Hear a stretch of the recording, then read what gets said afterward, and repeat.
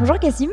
Bonjour. Je suis ravie de t'accueillir avec nous ce matin. Alors, est-ce que du coup, tu peux commencer par te présenter, nous expliquer un petit peu ce que tu fais et ce que fait Amplitude pour bien resituer? Tout à fait. Bonjour à tous déjà. Donc, je m'appelle Cassim Hassani, je fais partie des équipes de Solutions Engineering chez Amplitude. C'est une équipe d'experts techniques qui est chargée de faire le lien entre les besoins métiers, les besoins business de nos prospects, de nos clients, et les différents modules qu'on propose au sein de notre plateforme de Digital Analytics. Donc, concrètement, pour vous expliquer un petit peu ce qu'on fait dans l'équipe, on va aller récupérer l'ensemble des besoins de nos prospects, des clients qui souhaitent évaluer la solution Amplitude. On va s'atteler à comprendre quels sont leurs objectifs stratégiques, quels sont leurs use cases, quels sont leurs contextes techniques également. Et de là, on va proposer la meilleure solution à l'aide d'Amplitude pour répondre aux besoins du client. Voilà, tout simplement. Et donc, un peu plus sur Amplitude. Donc, Amplitude, c'est la plateforme leader du marché sur le Digital Analytics. On existe depuis une dizaine d'années. C'est une société américaine avec des bureaux un peu partout dans le monde, dont à Paris, dans le 17e. On est une société cotée en bourse et on accompagne aujourd'hui environ 3000 clients sur des sujets de Digital Analytics, Customer Data Platform, expérimentation, A/B test. Et donc parmi les clients qu'on accompagne, je peux citer Decathlon, Mano Mano, TAG Heuer, d'autres acteurs du luxe dont je ne peux pas citer le nom. Voilà. Donc voilà, à peu près ce qu'on fait. Ok, super. Alors justement, du coup, aujourd'hui, on est réunis sur un événement qui est dédié au secteur du luxe, de la mode, de la beauté. Est-ce que tu peux nous en dire un petit peu plus sur la réalité, les besoins que vous observez pour ces marques vis-à-vis de leurs clients? Quel est un peu le levier qui va être, les leviers peut-être qui vont être les plus impactants? Tout à fait. C'est vrai que la plupart des clients dans le domaine du luxe, mode, beauté, à qui on parle, les clients qu'on rencontre, vont avoir un point commun. Ils vont vraiment vouloir pouvoir mettre en œuvre une expérience riche, pertinente, une expérience unique et différenciante pour leurs clients. Concrètement, ils vont vouloir mettre en œuvre une expérience alignée avec leurs valeurs. Et on le voit, en fait, il y a de plus en plus d'investissements réalisés dans ce sens, de manière à pouvoir se différencier, construire une relation privilégiée avec le client et espérer pouvoir construire une relation fructueuse et durable avec ces derniers. De l'autre côté, on va avoir des clients qui, eux, ont des attentes de plus en plus sophistiquées, qui vont être sollicités tous les jours, qui vont au quotidien être baignés dans la technologie et qui vont avoir de plus en plus de choix. Donc finalement, ce qu'on constate, c'est que pour prospérer dans ce contexte ou continuer de prospérer, en fait, ça devient vraiment essentiel de proposer une expérience omnicanale, homogène, personnalisée et haut de gamme pour, une fois de plus, essayer de pouvoir construire cette fameuse relation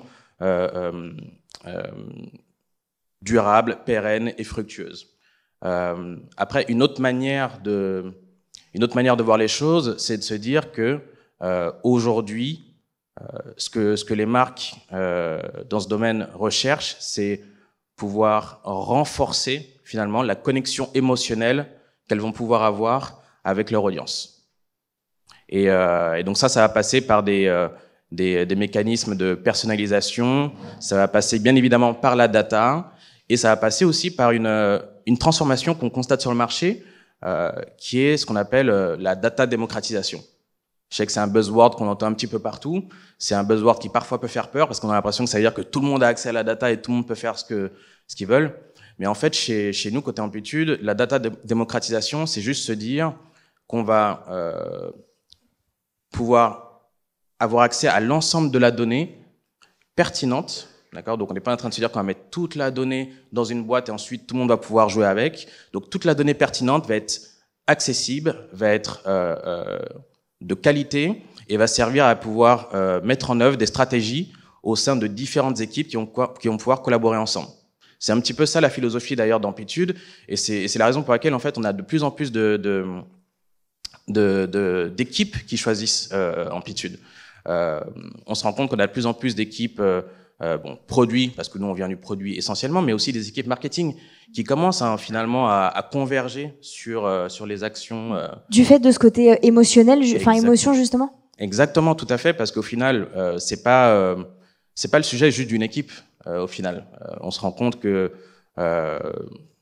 pouvoir toucher d'un point de vue émotionnel son audience, pouvoir être en mesure de comprendre quels sont leurs besoins essentiels et être en mesure d'y répondre efficacement, donc ça veut dire pas une semaine, 3 semaines, un mois a posteriori, c'est quelque chose aujourd'hui qui touche tous les postes, toutes les organisations au sein de ces marques-là.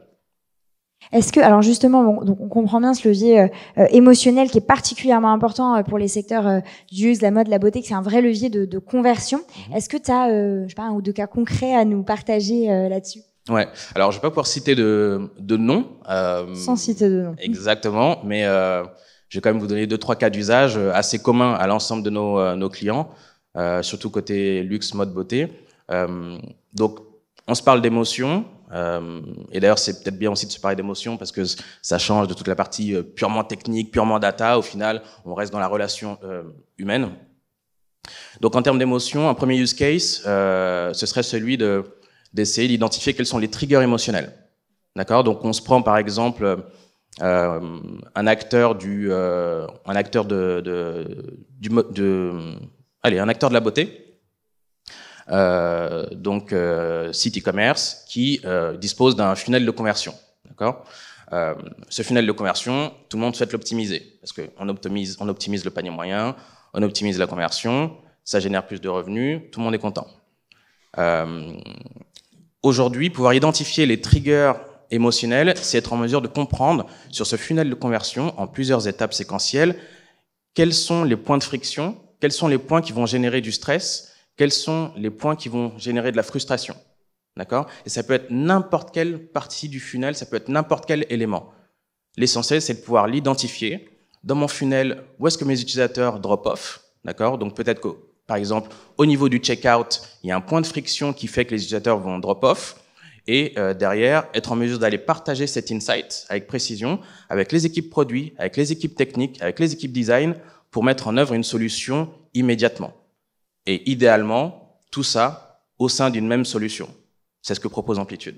D'accord ? En quelques clics, vous avez la possibilité directement d'identifier les points de friction et donc ce qu'on appelle les poches d'opportunité, pour faire un vilain anglicisme, et pouvoir y remédier immédiatement et communiquer avec les autres équipes. Ça, c'est un premier use case. Oui, et j'allais dire, et un deuxième use case, du coup. Deuxième use case. Un deuxième use case, toujours autour de l'émotion. Donc, ce serait plutôt de se dire comment faire pour renforcer ce qu'on appelle la résonance émotionnelle. Donc, la résonance émotionnelle, c'est lorsque vous avez, c'est lorsqu'un contenu fait sens et résonne pour votre audience, tout simplement. Et donc, ça, au sein d'Amplitude, ça passe par la capacité à pouvoir, pareil, identifier les signaux qu'on va pouvoir donc collecter, mettre à disposition au sein de la plateforme. Il faut savoir qu'au sein d'Amplitude, en fait, tout ce qu'on va collecter, ça va être associé à une identité au sein de la plateforme, à un utilisateur, et ça va être mis à disposition. Donc, on crée ce qu'on appelle des profils utilisateurs. Ces profils utilisateurs, on va pouvoir comprendre quels sont le comportement des utilisateurs, quelles sont leurs préférences. De là, on va pouvoir créer ce qu'on appelle des cohortes d'utilisateurs, donc des rassemblements d'utilisateurs qui partagent des traits communs. Et on va être en mesure d'aller partager ces cohortes avec, par exemple, des outils de marketing automation, avec des outils de customer engagement pour aller communiquer auprès du client. Typiquement, je suis une marque de luxe, j'ai un site e-commerce et je me rends compte que finalement, j'ai une cohorte d'individus qui naviguent essentiellement sur le mobile et essentiellement sur ma catégorie parfum. Dans ce cas-là, ce que je pourrais être en mesure de faire, c'est isoler immédiatement cette cohorte, qui va être une cohorte dynamique au sein d'Amplitude, et aller la partager avec mes outils pour personnaliser les notifications, personnaliser les emails qui vont être envoyés. Et derrière, ça ne s'arrête pas là, puisqu'on a un outil de mesure. On va pouvoir mesurer la performance de ces actions, de ces campagnes, pour s'assurer du coup de la cohérence et pouvoir itérer derrière, d'accord ? Comprendre, ok, mon utilisateur il a reçu cette notification personnalisée. cette notification personnalisée, est-ce qu'il est revenu? Quel a été ensuite qu'est-ce que ça a eu comme impact sur son comportement? Est-ce qu'il a acheté? Est-ce qu'au contraire, il a ajouté au panier et il n'est pas allé au bout de sa conversion? Auquel cas, peut-être qu'il faut que je le relance, et ainsi de suite. D'accord? Tout ça, c'est ce que font nos clients sur la partie résonance émotionnelle. Ok, super. Un troisième. Allez, un troisième en 30 secondes. En 30 secondes. Un troisième, cette fois-ci, je vais vous parler plutôt d'A/B test. Et ça va être un use case assez simple. L'idée, c'est de se dire que, pareil, vous êtes une marque, luxe, mode, beauté.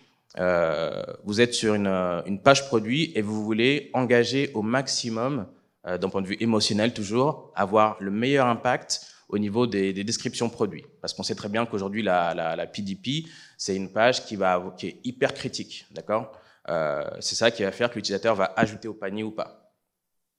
Et donc, à ce moment-là, ce que vous pouvez faire via Amplitude, c'est tester une série de variations de cette description produit et mesurer en temps réel quelle est celle qui performe le mieux et ensuite la généraliser. D'accord ? Et donc voilà, ça c'est un use case hyper simple et hyper commun aussi chez nos clients. Parfait. Eh ben, merci beaucoup, Cassim, pour ces quelques use cases. Et puis, du coup, s'il y a des gens qui ont des questions, qui n'hésitent pas à venir te voir. Super, merci beaucoup.